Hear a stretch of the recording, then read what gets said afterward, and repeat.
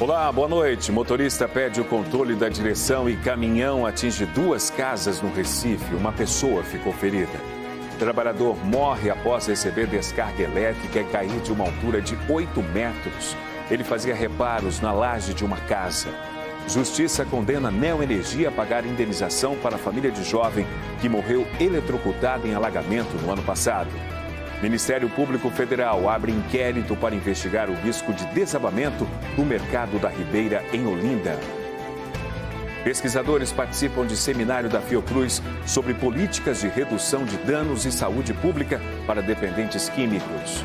E no dia da Caatinga, flagrantes cheios de vida. São os bichos e as plantas do único bioma exclusivamente brasileiro.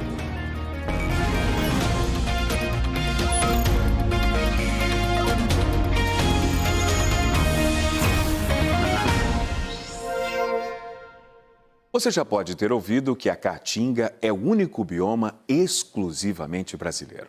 Os biomas são grandes áreas ecológicas que têm o mesmo clima, relevo, solo, vegetação e animais.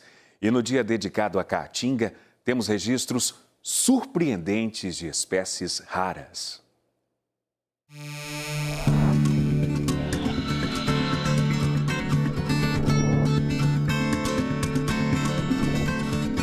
Serra do Pará, Santa Cruz do Capibaribe, Agreste de Pernambuco.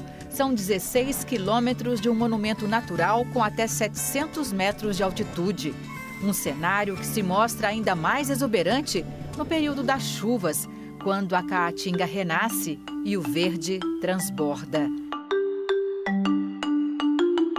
É nesse pedaço do semiárido que ambientalistas voluntários têm como missão zelar de uma biodiversidade que eles sequer imaginavam. Porque mesmo com toda a dificuldade, mesmo com todo o desmatamento, com secas intensas, nós temos ainda animais resilientes como alguns felinos e outros de uma forma geral.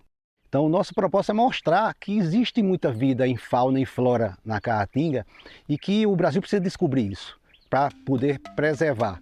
Bruno é administrador de empresas, Arnaldo é professor e Pablo é gestor ambiental. Os amigos que costumavam fazer trilhas na mata transformaram a paixão pela fauna e a flora numa missão de vida.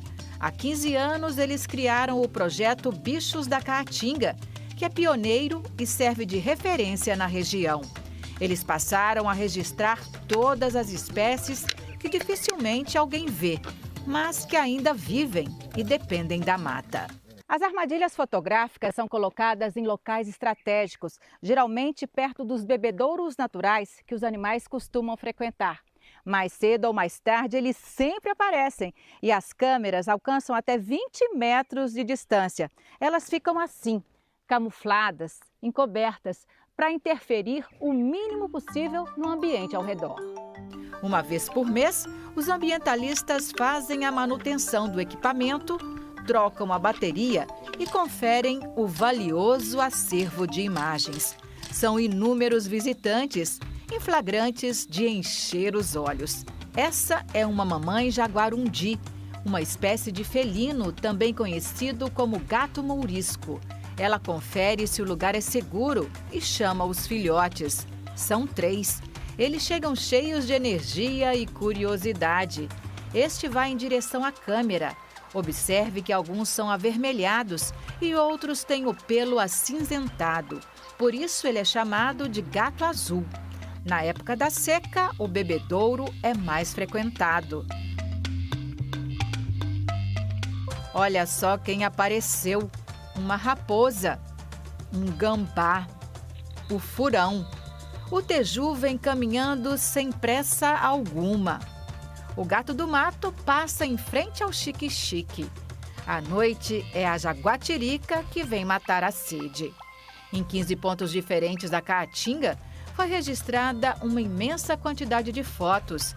Elas são divulgadas nas redes sociais, sem revelar o local exato onde os bichos circulam.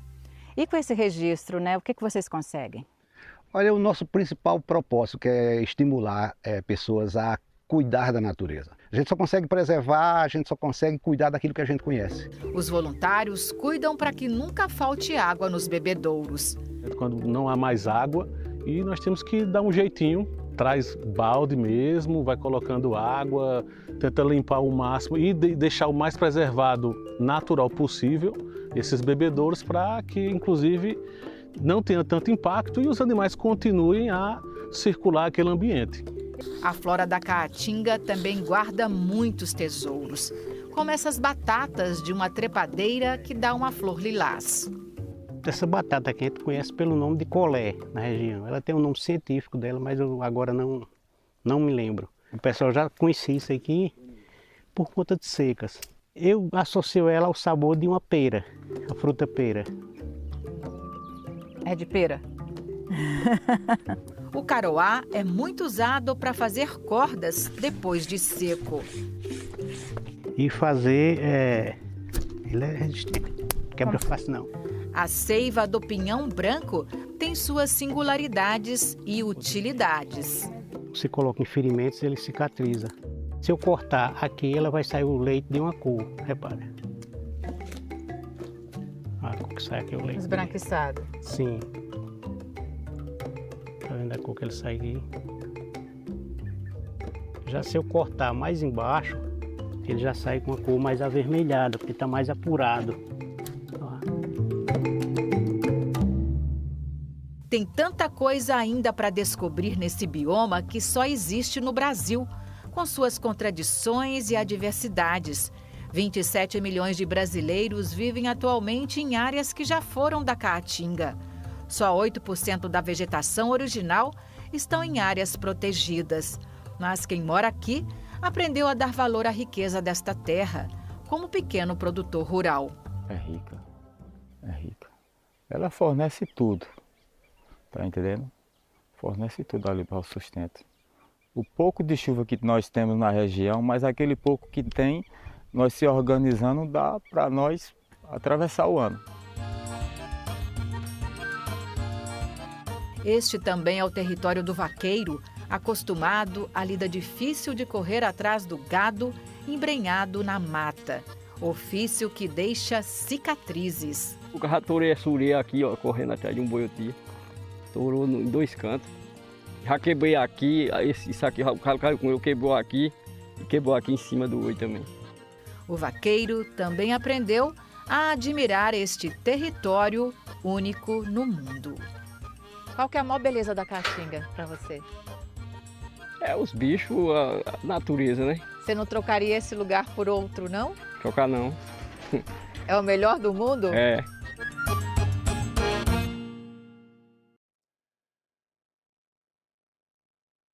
Pesquisadores da Fiocruz, estudantes e ONGs participam até amanhã de um seminário no Recife sobre redução de danos.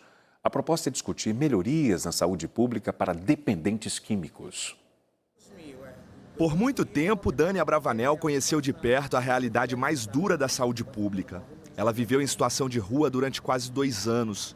É uma mulher trans e sabe o que é tentar cuidar do corpo enquanto não tem acesso ao básico. Foi na Escola Livre de Redução de Danos que ela encontrou um caminho de recomeço e hoje transforma a própria experiência em fortalecimento para outras pessoas. É muito gratificante, sabe? Você vir de baixo e saber que você está coordenando uma sala com 15 pessoas, sabe? Que são usuários de drogas, são pessoas moradores de rua. Então, para mim, é uma gratificação muito grande. A história de Dani ajuda a explicar o que a Escola Livre defende todos os dias. Mais do que falar sobre saúde, a proposta é formar gente preparada para enfrentar o preconceito e reivindicar direitos. Priscila Gadelha, cofundadora e diretora executiva, acompanha de perto esse processo. Na ideia da gente ampliar as formas de cuidado, trazer pessoas que são majoritariamente afetadas pela ausência, às vezes, de acesso aos serviços ou de negação de direitos e fazer com que essas pessoas, a partir da educação entre pares, possam ser protagonistas de sua história, protagonistas de sua mudança de vida, alicerçadas pelos serviços que possam lhe apoiar. A Fiocruz de Pernambuco recebe o debate nesta terça e quarta-feira. O primeiro seminário sobre vulnerabilidades em saúde reúne pesquisadores, ativistas e gestores de todo o país. O objetivo é discutir como raça, gênero e classe social ainda interferem no acesso à saúde e outros direitos básicos no Brasil. Gláucia é mestranda em saúde pública e ajuda a investigar a saúde sexual e reprodutiva de mulheres que usam drogas no Recife. Um estudo que busca dar nome, rosto e visibilidade a quem, muitas vezes, só aparece nas estatísticas. Entender essas histórias é também uma forma de pensar políticas públicas mais justas. O que a gente percebe é que o Estado, que deveria cuidar e proteger dessas mulheres, muitas vezes direciona práticas que são punitivistas diante delas, né? A gente aposta na redução de danos como uma ética de cuidado que vai orientar esse cuidado num outro sentido, né? Para ampliar a vida dessas mulheres, garantir os direitos delas, né? Os números mostram que a discussão é urgente. Em Pernambuco, cerca de 77% das mulheres que morrem durante a gravidez, no parto ou no pós-parto, são negras. E no Brasil, quase metade das mulheres presas, 49%, está na prisão por crimes relacionados ao tráfico ou ao uso de drogas. Para a pesquisadora Camila Pimentel, discutir redução de danos é também falar sobre autonomia, direito reprodutivo e dignidade. A gente sabe também que isso tem uma marca aí de um machismo, né, de um racismo também, porque são populações que são populações periféricas, de grande maioria negra, né, e essas mulheres como mulheres que acabam não conseguindo se compreender como sujeitos de direito. Um inquérito do Ministério Público Federal está investigando o risco de desabamento do mercado da Ribeira no sítio histórico de Olinda. O local, muito conhecido pelo artesanato, é motivo de reclamações por diversos problemas estruturais. O Mercado da Ribeira foi construído no século XVII e fica no sítio histórico de Olinda, área tombada pelo Instituto do Patrimônio Histórico e Artístico Nacional, o IPHAN. O local abriga quiosques de arte e artesanato, como o do seu Genésio, que trabalha aqui há 68 anos. Não dá nem para comparar o que era naquela época e hoje. Triste, né? Porque isso aqui é onde eu criei minha família com isso aqui, né? Infelizmente, hoje, se eu fosse para criar elas hoje, não tinha condições. Mesmo sendo um dos principais pontos turísticos da cidade, o mercado enfrenta hoje uma série de problemas. O risco de desabamento do telhado é o que mais assusta. É possível ver vigas e madeiras comprometidas pela ação de cupins. O Ministério Público Federal conduz uma investigação sobre o caso. Um dos pontos críticos fica sobre o box de número 9, da comerciante e professora Sandra. É que aqui em cima fica uma caixa d'água de 1.000 litros, feita de amianto, que é um material cancerígeno, que serve para abastecer os banheiros do mercado. A Defesa Civil já veio aqui, já vistoriou todo lugar, todo o espaço, né? Tem áreas aqui que estão interditadas com uma caixa d'água que tem risco de desabamento, mas ele não aconteceu ainda porque ela está desativada. A gente procura a prefeitura, eles vêm aqui e o que se alegava era que não tinha dinheiro e depois é uma licitação. Licitação essa que ela é feita, o projeto volta e sempre está em fase final, está na fase final e nada é feito. Stephanie é engenheira civil. A pedido dos comerciantes, avaliou a situação. Eu realizei a vistoria, no sótão daqui do box 9 da loja e foi identificado que as vigas de madeira que faziam suporte da caixa de água está comprometida pela presença de agentes xilófagos, então já dá para ver danos nas fibras dessa madeira. As paredes também apresentam manchas de umidade, fissuras, desplacamento do revestimento, inclusive em pontos em que a madeira ela foi fixada. Então é uma situação bem preocupante. O inquérito do MPF destaca um relatório da Defesa Civil de Olinda, que após vistorias recomendou a substituição das vigas por madeiras mais resistentes e a troca da caixa d'água de amianto por modelos mais modernos, fabricados em materiais que não apresentam riscos à saúde. Os comerciantes também relataram a falta de incentivo ao comércio local. Falaram da falta de iluminação à noite e desse espaço que deveria ser usado como um laboratório de arqueologia, mas que vive fechado.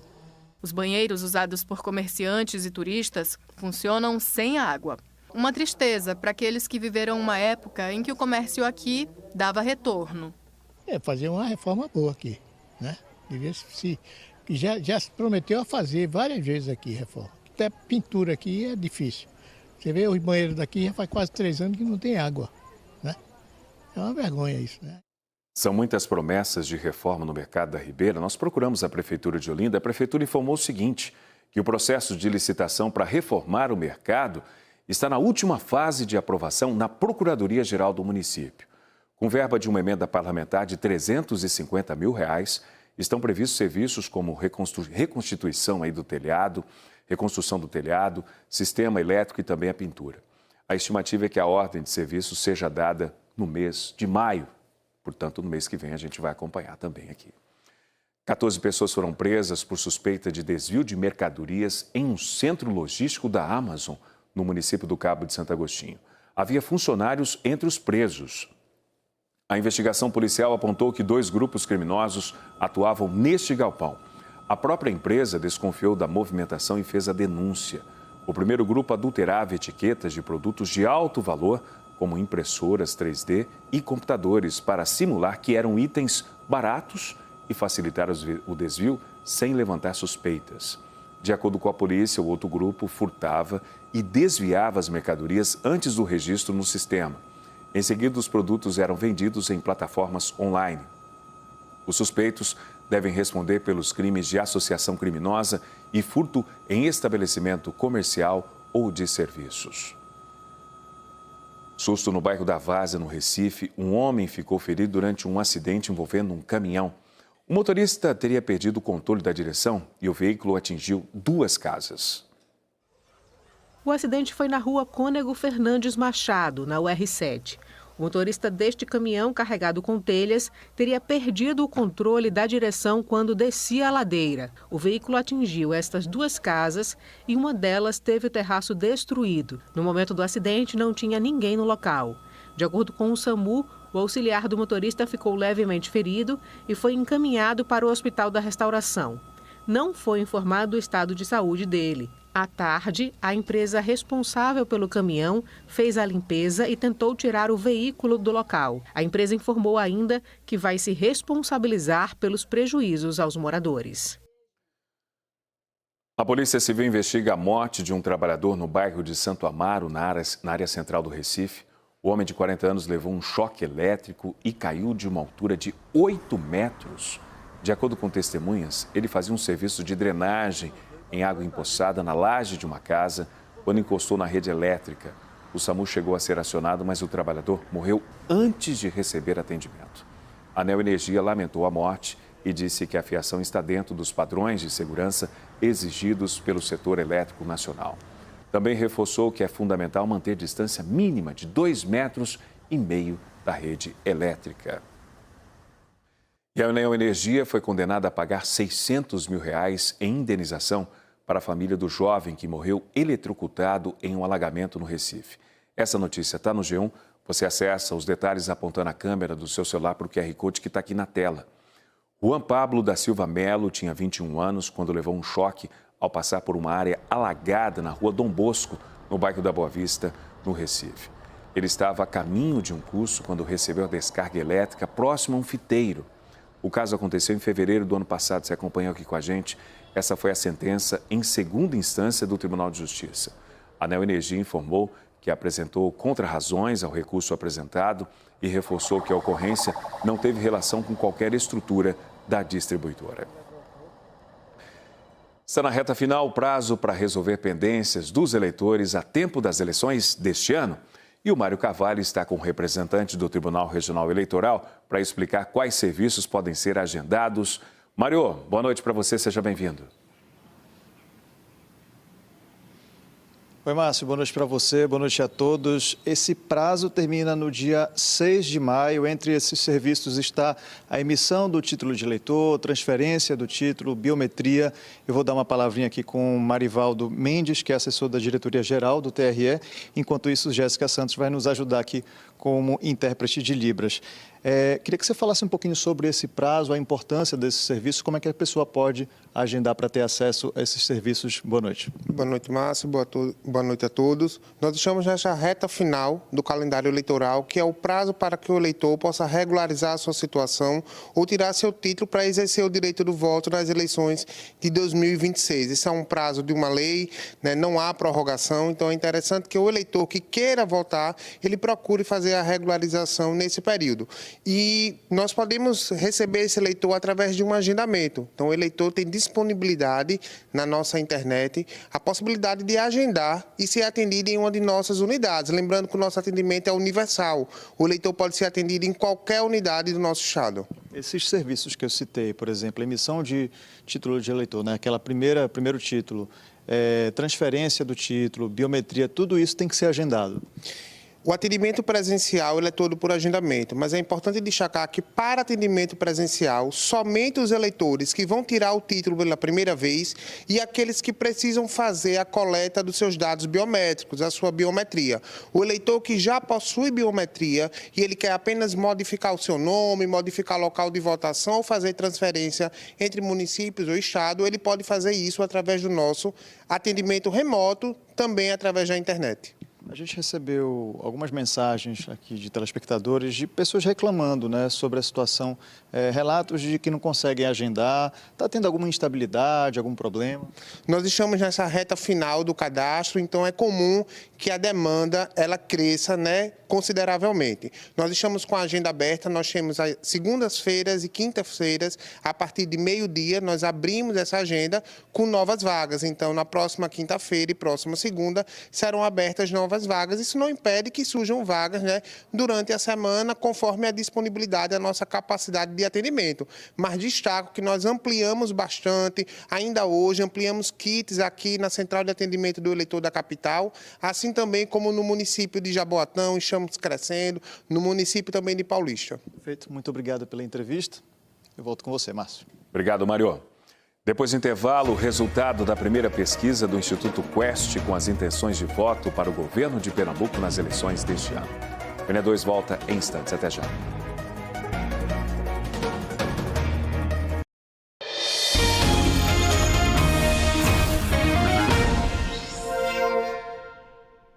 O Instituto Quest divulgou a primeira pesquisa de intenção de voto para o governo de Pernambuco nas eleições deste ano. O nível de confiança é de 95%. Isso significa que, se a pesquisa for repetida 100 vezes, em 95 delas o resultado vai estar dentro da margem de erro. E essa margem é de 3 pontos percentuais para mais ou para menos. Vamos aos números. João Campos, do PSB, tem 42% das intenções de voto. Com a margem de erro, pode ter entre 39% e 45%. Raquel Lira, do PSD, tem 34% das intenções de voto. Com a margem de erro, pode ter entre 31% e 37%. Eduardo Moura, do Novo, aparece com 3% das intenções de voto. Com a margem de erro, pode ter até 6%. Ivan Moraes, do PSOL, tem 1% das intenções de voto. Com a margem de erro, pode ter até 4%. 11% estão indecisos. 9% disseram que votariam em branco, nulo ou não pretendem votar. O Instituto Quest também fez uma simulação de segundo turno entre os candidatos mais bem posicionados na intenção de voto do primeiro turno. João Campos aparece com 46% das intenções de voto. Com a margem de erro, pode ter entre 43% e 49%. Raquel Lira, do PSD, está com 38% das intenções de voto. Com a margem de erro, pode ter entre 35% e 41%. Indecisos são 8%. Brancos, nulos ou não pretendem votar, 8%. O Instituto Quest pesquisou ainda a opinião dos eleitores sobre a gestão da governadora Raquel Lira. Em fevereiro do ano passado, 37% consideravam o governo regular. Em agosto, 36% e agora 43%. Os que consideravam o governo positivo eram 32% em fevereiro do ano passado, mesmo índice em agosto, e agora 36%. Os que consideravam o governo negativo eram 26% em fevereiro do ano passado, 28% em agosto, agora 18%. Não souberam ou não responderam 5% em fevereiro do ano passado, 4% em agosto e agora 3%. A Genial Quest ouviu 900 eleitores em Pernambuco entre os dias 22 e 26 de abril. A pesquisa está registrada na Justiça Eleitoral. Em instantes, você vai conhecer mais um participante do Comida de Boteco e o lançamento oficial do CinePE, que acontece de 1 a 7 de junho no Recife. O N2 volta já.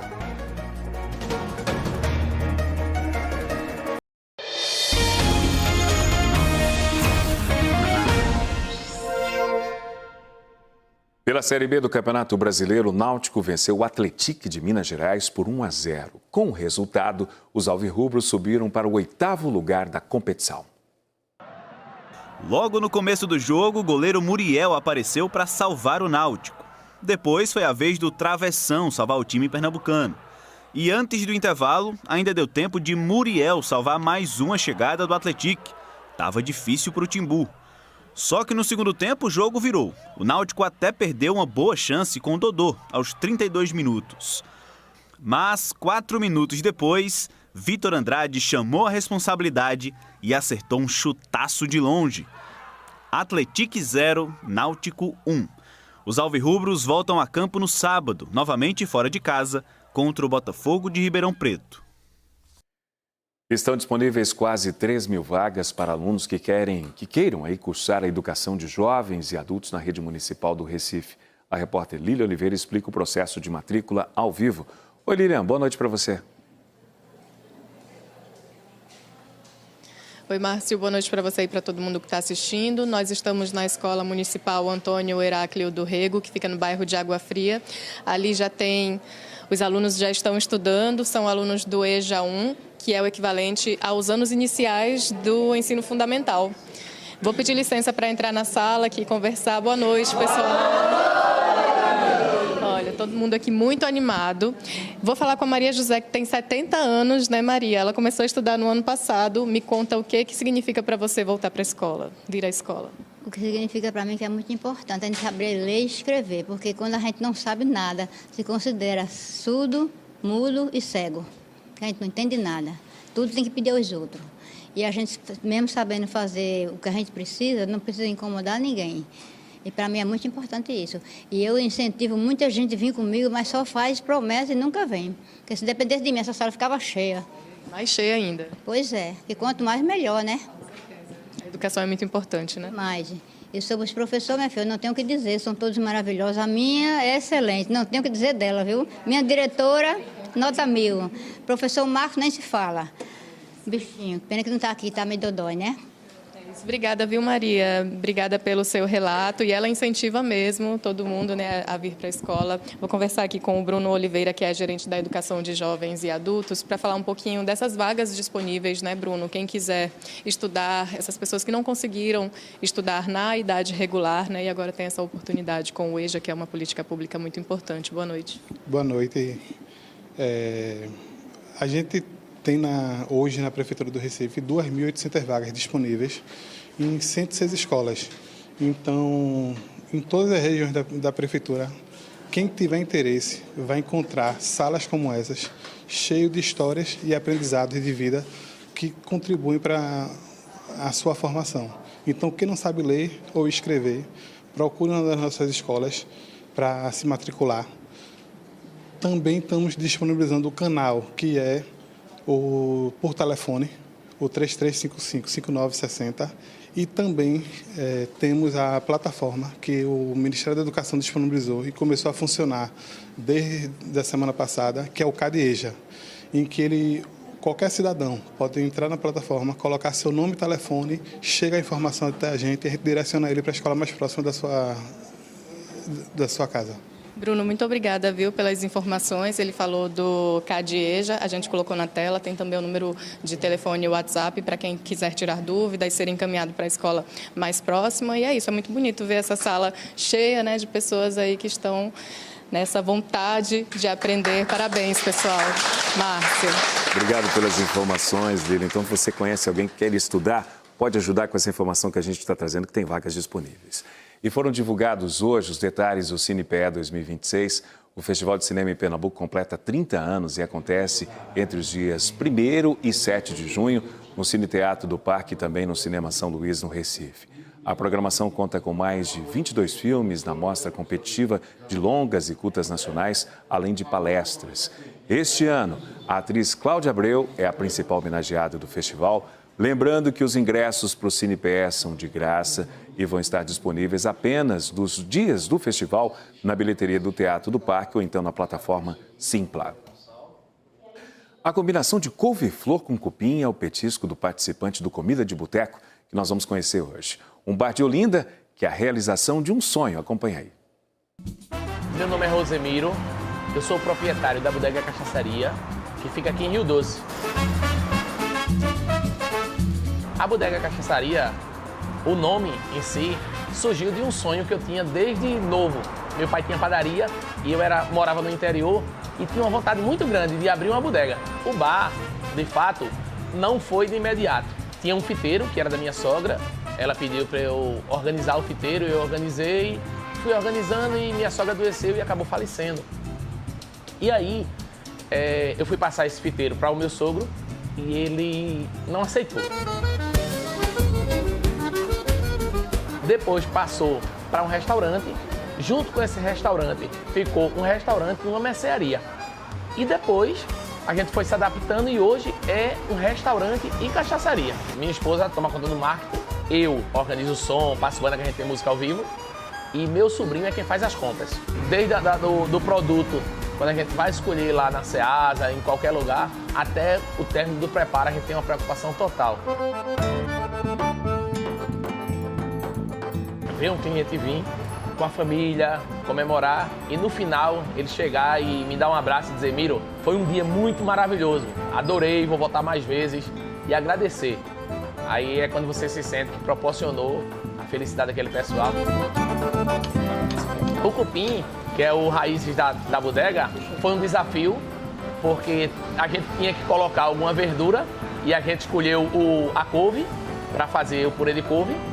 E a proteína em si que a gente colocou, que foi o cupim, meu sobrinho sempre falava, é um cupim que ele é feito na pressão com o purê de couve, aí acompanha um vinagrete bem refrescante, uma farofa do próprio cupim e uma geleia de pimenta.